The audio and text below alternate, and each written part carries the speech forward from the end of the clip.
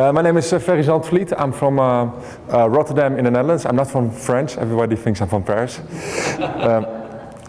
This is the beautiful city of Rotterdam. Anyone who's been there by any chance? Ah, great. I was born 40 years ago on the same day as my twin sister Wendy. But I'm not going to bore you with my family stories. I would like to take you to 2015. I was a physical therapist at the time. I had a relationship with my girlfriend and I was about to start my own practice. When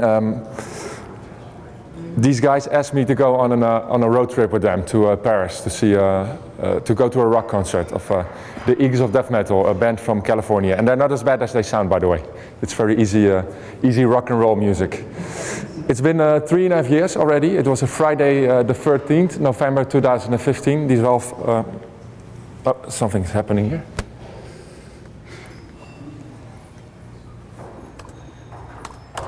One second. No, it's the Wi-Fi here. I need to turn it off.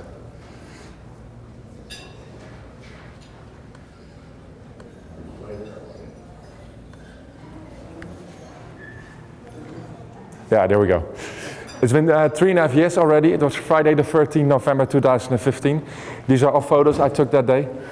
I picked my friends up at 9 o'clock in the morning with my car and we drove to Brussels where we had some lunch.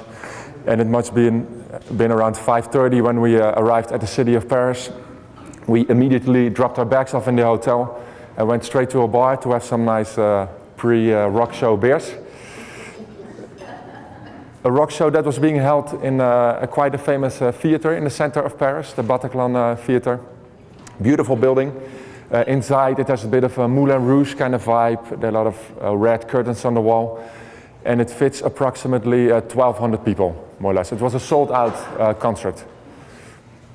This is a photo from the concert. You know, we were really packed.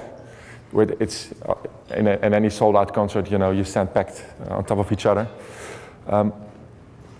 This is quite a beautiful photo. It's yeah, this one. It's also, yeah. It's taken from the stage. In the left corner, you'll see the entrance of the room. In the middle, the bar at the end, and on the right side, the toilets. We're supposed to stand on the right side somewhere in the photo, but I've looked at it a million times and I could not find us. I think we're somewhere at the bar, probably. I post a photo on my social media. I check in the Bataclan in Paris, so my whole network knows Ferry is in Paris that night with his friends. This photo was on the news the next day, especially my friend Frank was really happy with his first media appearance, I think. When the show starts, the band plays really an awesome live show. There's a good vibe in the room, people are having a dance, and there's some beer flying through the air. When at one point they start to play one of the more extreme songs, and what happens a lot at rock festivals or concerts is that people create a mosh pit in front of the stage. It looks ridiculous, you need to be a bit drunk to understand how that works. But people push each other away and run around in circles. That's what's happening at this time. When suddenly, out of the blue, I hear some loud noises behind me. I forgot to tell you. I don't know if you can see it. This is where we are standing in the room. I don't think my pointer will work on this screen. My friends are more in the middle of the venue, and I'm the one on the left, the green puppet, more on the left side of the room. And then I suddenly hear these loud noises behind me.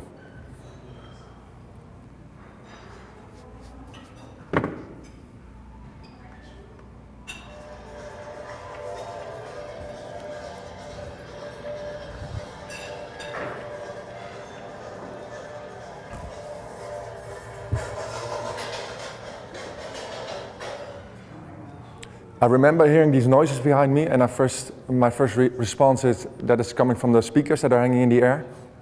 I remember looking at the way the sound is coming from, and it's total blackness. I'm facing the stage again, and I see the band is running from the stage, and within seconds, the whole crowd is laying on their back. This is happening in 2 to 3 seconds. You saw how many people there were inside. Imagine telling them, lay on your back now. It would take you maybe an hour to arrange. but it happens within seconds. It's your instinct that is taking over. They call it your reptile brain. You're not thinking, your brain is controlling you. I remember laying on my back, and I'm facing the entrance of the hall, and then 3 guys standing there. And my first response is that I thought they were police officers or something, because they were wearing something square, which in the end was a suicide vest. The one on the left, I remember seeing him really vividly. He's standing 10 meters from me, more or less. But is it possible to close the door? I get distracted a bit from the sound outside. Sorry. Thanks. Oh, you can stay inside. So the guy on the left, I can really see him vividly. He's scanning the room, and he looks really relaxed. And what I found out later is that they were drugged. They found needles in their hotel room where they slept the night before. They're having a Kalashnikov in their hands, all three of them. This is where they are standing. This is the entrance of the concert venue between these 2 white poles. On the left side you see the merchandise where they sell the t-shirts and the CDs, and on the right side the bar. And the shooting that you just heard, that was the shooting at the bar and at the merchandise. That's where they killed the only crew member from the band, the one that was selling the t-shirts and stuff.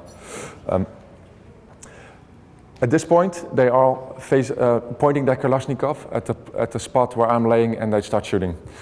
Yeah, there's no way on sugarcoating this, but within seconds I see people getting hit right beside me and die. And my brain is telling me at that point, you will die here. A very vivid and honest emotion, and I knew my life was going to be over within seconds. It's also, they say, a reptile brain response. I really calmed down, I wasn't afraid anymore, but I knew for 100% that I was going to die. Well, as you all can see, my reptile brain had it wrong that night, because I managed to escape. After a few minutes, the shooting stops, and what I've been told is that the terrorists, they look for another spot in the room. One goes upstairs and one is standing on the stage. It takes about 2 or 3 minutes, and nobody does anything at that time. Everybody lays down completely still. There's not a noise to be heard in the room. It's not what you expect probably in an attack like that. But if you make noise, you draw attention to yourself. If you stand up, you draw attention to yourself. At this point, something is changing in the room. A lot of people, they turned around on their stomach and they start to crawl through the venue. Because somewhere in the left-hand corner, there's an emergency exit that someone pushed open, and everybody is crawling outside there to escape. Nobody stood up. I also, like an animal, am crawling to this exit. I'm not thinking about my friends for even 1 second, having a glimpse if they're fine. It's just you need to escape. You would like to tell that you turn into this hero that starts to help other people, but I remember pushing people away just to crawl out. A lot of people kicked me in the face, but that's what happens when you're in a life-threatening situation. I managed to escape the venue, and then I run through an alley, and there's a short video of that. I don't know if it's been on the news here as well. It's quite a nasty video. Let's put it on play.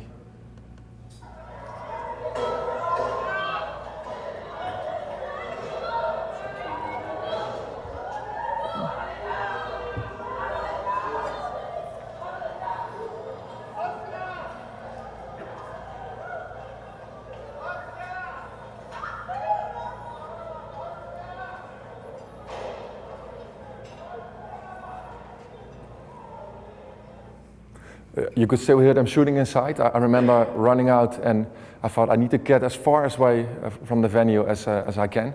This is the escape route I took.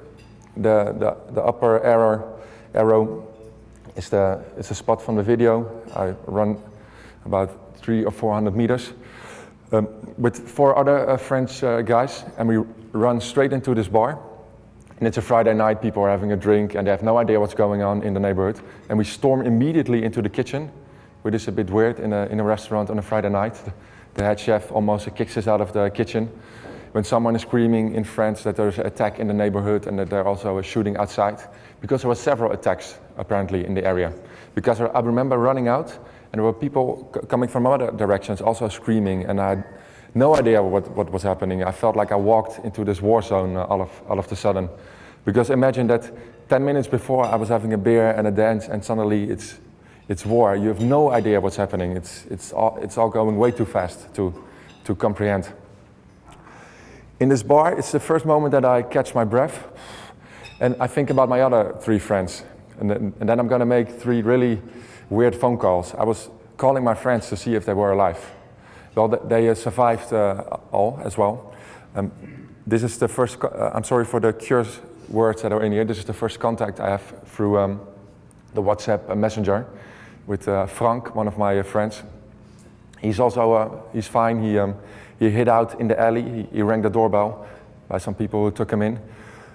Dexter, one of my other friends, I called to him on the phone, and he's also fine. But we are really, for a few hours, worried about Bob, because he apparently lost his phone during the panic. And a few hours we really thought, well, he might not have made it. But already after this horrific experience, I'm confronted with something beautiful. The left lady on this photo, she is having a beer with one of her friends in the bar while I'm hiding out. And she offers me her house. She says, come to my place, you can calm down and call your friends and family. And she also says, I want you to get caught by the police. That might sound a bit weird, but why she's saying this is that same year, she had to run for another terrorist attack that was in that same area. Do you remember the shooting at that cartoon magazine, Charlie Hebdo? Yeah. She was in that area when it happened, and she saw one of the shooters, and she hid out in a supermarket. And then she had to come to the police station to file in a complaint or to tell her story. And she says that that's not what you need. And I talked to the police a lot. There's someone here today as well. Just to make the comparison, my friends, they all had to give a victim testimony that night. And they say it was a second trauma for them. They had to wait all night in a bus with other people that were inside the attack as well, sharing their stories with each other. Don't get me wrong, I understand that as a police you want to hear the stories of the people who were inside, how many shooters are there, what did you see. But I was on the couch with this lady with a blanket and a cup of tea. What do you think you need at a time like this? Just good to have, both sides of this story. I spent the whole night at Veronique's house, calling my friends and family in Holland. And the next morning, I really realized it hit me what had happened the day before. I think this is a beautiful photo. It tells a lot. Then I found out that 89 people were killed in the venue where I was. And in total, there was a shooting at a soccer station that well, killing 1. And there were several attacks in bars and restaurants. And the death total was 130 that night. The next morning, I get reunited with my friends in the hotel lobby. The next morning, so the whole night I didn't see them. Imagine what that's like, seeing your friends after a night like that. I remember we ran up to each other and just had a big cry in the hotel lobby. And we drove immediately back to Holland. That was kind of an interesting trip, I can tell you, because one of the terrorists, he was still on the run. So they closed all the borders, and it took us like, it could be a 4-hour trip. It took us almost 12 hours to get home, and they were checking every cars, and this was the clothing of us. We were still covered in blood. They made us step out of the car, and they were checking us, but they just let us pass. We were fortunate, but it was a very intense car ride. We really took the time to share each other our stories, because we experienced 4 different nights. It was, where you were standing in a room and what you had seen. Some of my friends saw things that I'm not gonna go into detail about today, but it was, it was horrific. When you experience something like we've had experienced, your surroundings is also responding to that, and sometimes projecting stuff on you. This is the end of 2015. We had a big group of refugees coming to Holland, and suddenly, because I had survived a terrorist attack, people thought, oh, Ferry must think we should close the borders. They would tag me in Facebook posts like this, or we should stop the refugees. I'd never had any feelings like that, and even less after what I've been through, because I think we were also in a war zone that night, and only for 20 minutes. And it made me realize, imagine if you were born in a country where, this is a muted video, oh, let me put it on, where if you are born in a country where this is the daily thing, you know, that you have to be afraid that your child steps on a landmine or your house gets bombed. I mean, it made me appreciate a lot more that I live in a country that is free of stuff like this, free of war. And that's something I will never take for granted anymore. And I always took for granted. And I think a lot of people, they don't realize. I mean, imagine if you were born in a country like this. I mean, we can try to, but we can never really. I mean, this is like a bad movie. But these aren't actors, these are real people. I think we should never forget that this is what we are talking about. When people say build walls, and I don't want to get into politics, but you get my point, I think. Something totally different. This is one of the terrorists that is shooting at me that night. Remember, I pointed the one out that was standing quite close to me, that I had a vivid look on. This is him. His name is Sammy.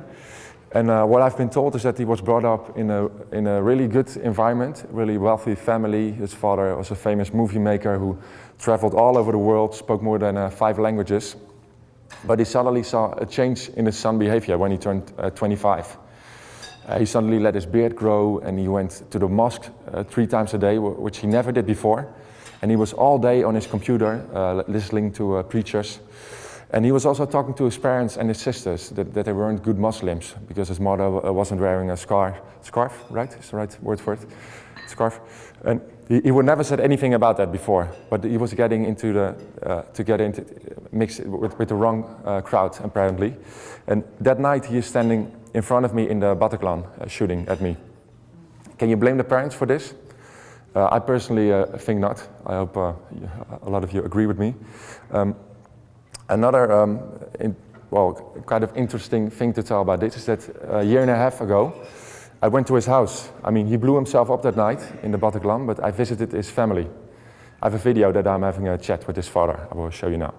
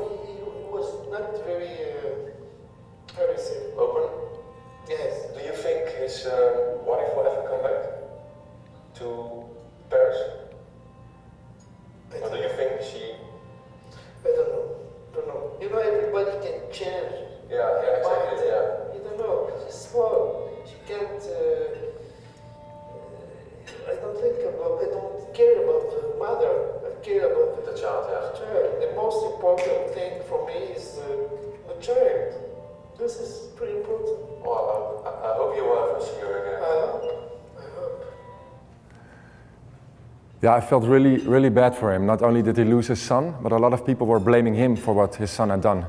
They said, "Oh, you raised him to be a terrorist." But I really like the way he's coping with all of this, because he created a victim support group for people Islamic families who had lost their son, usually their son it is, to terrorism. You know, to bring them together, and especially the mothers. They are in a traditional role in the housekeeping. They're not on social media. He brings them together to talk about, you know, what did my son do, and you know, to build a little of a community. Really inspiring encounter this was for me, and we became really good friends. But a lot of people, they weren't too happy about it. This was broadcasted on a commercial television in Holland. And people, especially on Twitter, they were giving me death threats, that how I dare to speak with a terrorist. They would call him a terrorist. that really got to me. But I learned that I really hate Twitter, by the way. I'm on TV every now and then, and if you go on Twitter, it's like this open sewing of people who are just expressing. It's a horrible. I hate Twitter, really. I mean, and there's someone in the United States that really needs to get off Twitter, I think. But you'll know what I'm talking about, right? Get this phone away from this man, really. The singer from the band that was performing that night, the Eagles of Death Metal, maybe you heard something about it. He was also very negative in the media about this topic, also about refugees. And he said that the security guards of the Bataclan, because they were people of color, in his mind, they had something to do with the attack. But they are the biggest heroes alive. They opened the emergency exits. They saved a lot of people. And he was blaming them for what happened that night. And he gave a lot of horrible interviews, especially with Vice, about blaming refugees and everyone for attacks like this. But you could really feel he's just really angry. And I think he's just dealing with this PTSD in the media, which I think is not a place to cope with something, or to deal with something like that. And the anger that he's expressing, I could relate to that a little bit, because after this happened to me, I had a lot of anger inside as well. I mean, my whole life got turned upside down, and I was like, why does this happen to me? And especially in the past, I would always play the victim card in situations like that. I was someone that never could have a look in the mirror if I would have a setback. Setbacks were never my fault. It was always my boss, my girlfriend, or my family. It was never my fault. But after Paris, there was something changing in my behavior. I wasn't really aware of that in the beginning, but a lot of people were expressing it to me, like, there's something different about you. You're a lot more easier going, an opener appearance.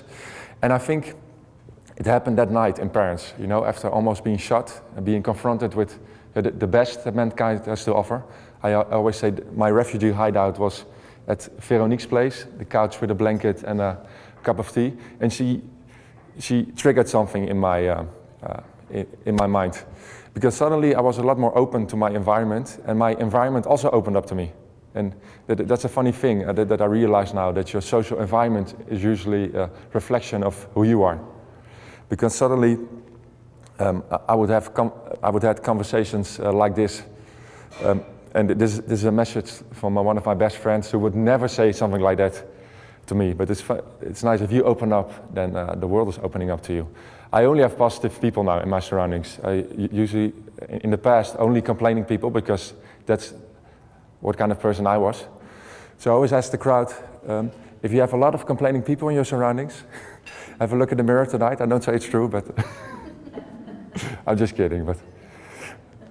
But this anger thing, I used to be a very angry person, and that's something I let go completely. I never want to be angry again. I always angry with everybody, and it's just wasted emotions, I think. And I think I saw that night in Paris that I saw what it can do to you if you're always angry with the world and refuse to have a look in the mirror.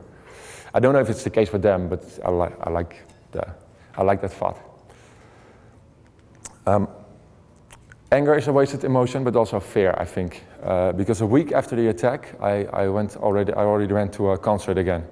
It's a very bad photo, but the only photo I have. I had a ticket, and that's what I love doing the most. I go to concerts at least 3-4 times a month, and I thought I'm not going to let that be taken away from me. And the first time it was really sweaty hands and checking the emergency exits, which I never do anymore, by the way. I always check where's the bar. That's where I'm standing, not near the emergency exit. That's my emergency spot. And after this attack, a lot of people, especially in my surroundings that did not experience the attack, were suddenly saying, "No, I'm not going to crowded places anymore, or to concerts or soccer matches." And I was always like, no, don't act like that, because that's exactly what they want to spread. You know, the terrorists. They want to spread the fear and the anger and the hate. And I mean, if you give in to that, I mean, where hasn't been an attack these days? You know, you can stay at home on the couch, but believe me, there will be an attack at someone's house anytime soon, and then you cannot stay at in your own house anymore. So when this started, I never know what to call it, what I'm doing. I mean, storytelling, telling stories, motivational speaking, you name it. I started to follow other motivational speakers, and this is someone who really inspired me. His name is Mohammed El-Bashari, and he lost his wife in the attack on the airport in Brussels a few years ago. And he wrote a book. It's called A Jihad of Love, and therein he explains what life is for him. Now he lost his wife, and he is suddenly a parent to 2 small children. It's a heartbreaking story, but he's so positive. He also says that he refused to give his hate to the world and to the terrorists, and stays positive. Extremely inspirational he has been to me. And this man as well, his name is Antoine Lery. He lost his wife in Bataclan, and these stories really hit me because I was there as well. And I've spoken to a lot of people, unfortunately, who had lost someone there that night. And he also has the same kind of message that he refuses to give the world his hate. So empowering and inspiring, I think. And it made me sometimes ask the question, though you shouldn't, why am I still alive?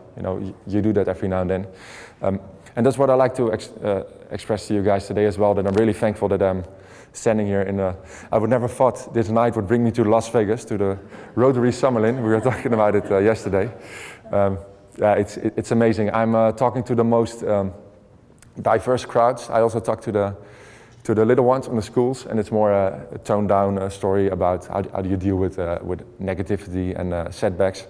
And they are the most fun crowd to talk to, the kids. You guys are fun as well, don't get me wrong, but the kids are always so open, pure, and honest. The questions they ask, we have some time to do questions as well, but they don't think about, they ask me what it was like to see all these dead people.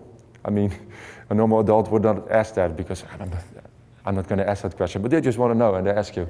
I always tone down my story, but they get the bloody details out of me. They just want to know them, really. And I'm traveling all through Europe. This is my first reach out to the United States, so I'm really excited about that. A while ago, I also created my own victim support group. Because when you experience something like we've had, you go to the psychiatrist, you talk to your girlfriend, your family, but it's a different story when there's someone sitting in front of you who's been through more or less the same. And there are quite a lot of people from Holland that have survived terrorist attacks. We go back to 9/11. It's a group with 50 people approximately. And we have meetings a few months a year. We also have a closed community on the internet where we share our stories, and we have connection with good psychiatrists, for example. And every now and then we go out and we drink a lot of beer. That also helps dealing with this. Yeah, here we are back on the couch with Azedine Amimour, the father of Sammy. He sometimes tags me on Facebook in cat videos. He knows I like cats as well. And then you're sitting on the couch and there's a cat video from the father from a terrorist. I mean, it's like something from a movie, but it is. He also invited me on one of his victim support groups. It's really awesome to be so close to the source of the evil. I mean, that's what it is, and do good stuff there. Might sound a bit like I'm bragging, look at me, all this amazing stuff I'm doing, but I refuse to take on this victim, to play this victim card that I always used to play in the past. I see I got you all silent with my story, but I'm sure you can swap places with me today and share a story with me that might turn me silent. We all have setbacks in our life, and it's not a competition. If you have a setback, you're entitled to be angry or to grieve, but you have to get out of this victim role. Stop playing this victim card. And a lot of people, they have a hard time doing that. And as a physiotherapist, I know a lot about that. People with a broken toe, they can act like they're dying of cancer, And I say there's not a better country to have your toe to be broken than in Holland or the United States. We have an amazing healthcare system, and it sucks that your toe is broken and it hurts, but if you complain to me for 30 minutes, I will not enjoy my work a lot. And that's how I was as a physiotherapist. I'm not working as a physiotherapist anymore, by the way. So the first 5 minutes you can complain, and then we go, fix the problem. Because if you keep on playing this victim card, you get a really angry and negative person, and people don't like to have you around them. And what helped me a lot in this process is, like I said before, I went straight to concerts again, but letting go this anger that snowballed a reaction of positivity. But in the end, you decide if you're a victim or a survivor. I mean, I can tell you, but you are the one who decides it. Yes, you. And I also had to step out of my comfort zone in this whole process. And it's a cliche, I know it, but it's true. When someone from the police invited me to give a presentation for his colleagues, I was like, no. I'm afraid of talking to groups. I cannot talk in front of groups. I remember giving presentations when I studied physiotherapy. I didn't sleep the night before, sweaty hands, cracky voice. But I hope you agree that I can do it maybe just a little bit. If you just practice, you get better at it. And it became my full-time profession in Holland now since a year ago. I came to this point that I did presentations every now and then on the side, but it just took over my life. I mean, you make plans and then life happens, right? That's how it goes. But you create your own happiness. That's what the point I was trying to make. Because if I would rate my life on a scale from 0 to 10, I would rate it a 10 now, really. And I would have never thought that an experience like that would turn it into that. So I wonder what you guys rate your life. If it's below 8, change something. I mean, you only have one life. You need to, get out of it, get the most out of it now, and just stop complaining about stuff that are not worth complaining about, and appreciate that you live in a free country. I would like to emphasize that again. This positive path, got triggered by all the positivity that got thrown at me the past 3.5 years. It's enriching experience that I've had. And I know you all are wondering what happened with the tattoos in the videos. It's all white arms.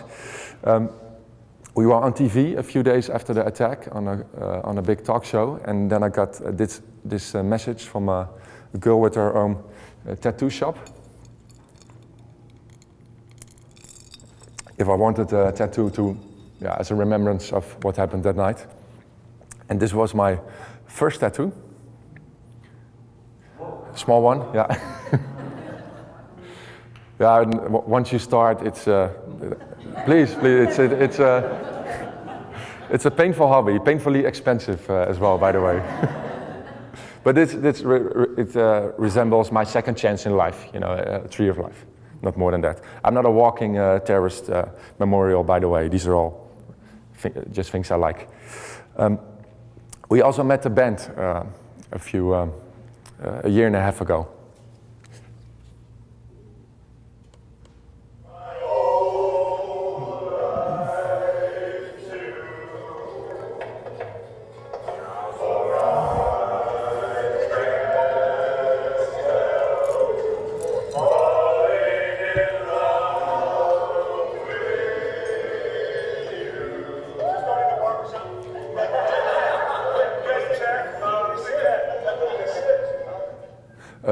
A lot of people asked us before we were about to meet them if we would get into a discussion with them about how they presented themselves in the media. And we were about to, but we walked into the backstage and they poured us full with tequila within 5 minutes. So we were like, forget about it. Let's just have a party. How much time do I have, Glenn? It's 8 o'clock. We want Mike to be able to participate too. So I'll need about 15 minutes at the end of the meeting to do all the normal stuff. I can close and do some questions. Shall we do that? Absolutely. Yeah. You and Mike are going to talk to each other too? Yeah. Okay.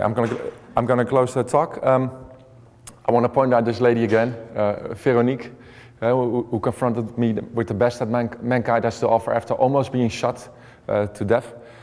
And I know what you all are thinking. What a cute couple, right? But unfortunately, she is married. No, they became an instant family to me. I visited them over 5 times the past 3.5 years already, and they will play a huge role in the rest of my life. I'm sure of that. I'm going to close with this photo that was taken exactly a year after the attack. It was 13th of November 2016 with Bob, Frank, and Dexter. And surround yourself by people that that are uplifting to you and those guys are really uplifting to me and filter negativity. That's how I've dealt with this ordeal the past 3.5 years already. And I will never forget that there are over 120 people that are not alive anymore any day, but I have never been this happy. Thank you so much.